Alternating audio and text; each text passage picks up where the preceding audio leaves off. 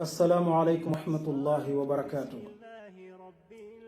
بكم جلد ñaari xadis a ngi yoo xam ni bëggoon naa la ko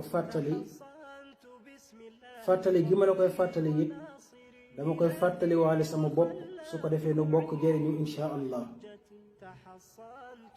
ñaari xadis la yoo xam ne yu mat a bàyyi xel la lool rawatina jamono jiinu toll nag. ba ca njëkk ñu ngi ko jëlee ci Safiya bintu Ubayd. Safiyatu moomu jëlewaat xadis bi ci kenn ci soxna yonent bi alayhi salaatu wassalaam. soxna si yonent boobu nag moo ne yonent bi sallallahu alayhi wa sallama moo wax ni man ataa arraafan fa sa'alahu an shay'in lam tuqbal lahu salaatun 40 yawman. xadis bi Muslim moo ko solo mbokkum jigéen. lan la wax yonent bi nee na képp koo xam ne ñëwal na ab gisaanekat dañ ko leeral ci mujjug vidéo bi insha allah. képp koo xam ne ñëwal na ab gisaanekat koo xam ne day kuy gisaane laaj ko am mbir ci boppam. maanaam dangaa ñëw ci gisaanekat bi laaj ko ci say mbir dara loo ko ci mën a laaj yaa xam waaye laaj nga ko dara. yonent bi sallallahu alayhi wa sallam nee na gannaaw laaj bi nga ko laaj noonu ci say mbiri bopp mu xoolal la ko ñeen fukki fan ci kanam loo fa julli yàlla suñu borom du ko nangu. allahu akbar. maanaam ñeen fukki fan ginnaaw bi nga ñëwee ci gisaanekat bi mu seetal la say mbir ñeen fukki fan yàlla du nangu sa julli. yonent bi sallallahu alayhi wa sallam moo ko wax. xadis bi Muslim moo ko solo. bokkum julli nanu ko bàyyi xel maak yow bu baax. ba ca topp moo gën a garaaw. ba ca topp ñu ngi ko jëlee ci Abu Hurayrata yàlla na ko yàlla gërëm. Abu Hurayrata nee na yonent bi sallallahu alayhi wa sallam moo wax ni man ataa arraafan aw kaahinan fa saddaqahu bima yaqulu faqad kafara bima unzila ala muhammadin sallallahu alayhi wa sallam.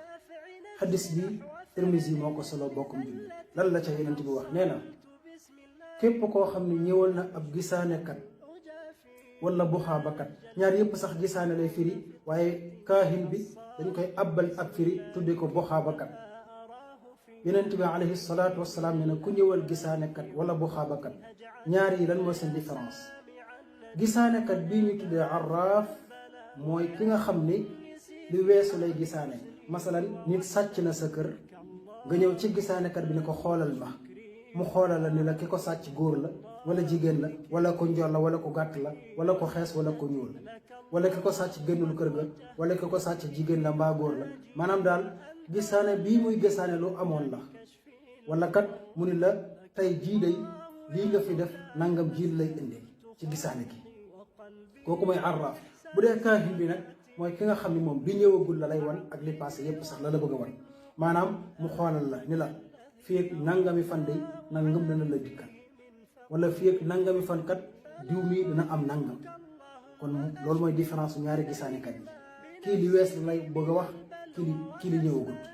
waaye nag ñaari yëpp yonent bi alayhi salaatu wassalaam nee na koo ci dikkal mu wax la ay kàddoom ni la kat sàcc bii ki ko sàcc góor la wala mu ñu la kat lii di xew suba nangam la nga gëm ko nga gëm li mu la wax. yonent bi alayhi salaatu wassalaam nee na li yàlla wàccee woon ci muhammadun rasulullah lépp weddi nga ko. laa ilaha illa allah. nee na mboolem lu yàlla wàccee woon ci muhammad weddi nga ko. kon bokkum jullit dem ci gisaanekat wala bu xaabakat ndeke ay danger yu bëri ci. bi ci njëkk mooy dangaa dem laaj ko xoolal ma ku jël sama portable bi wala xoolal ma samay mbir rek nga ko wax. yonent bi nee na 40 jours après loo ci julli yàlla du ko nangu. beneen bi nag danga koo laaj mu tontu la ba noppi nga dëggal li mu la wax nga gëm ko. nee na lu yàlla wàcce woon ci muhammad weddi nga ko.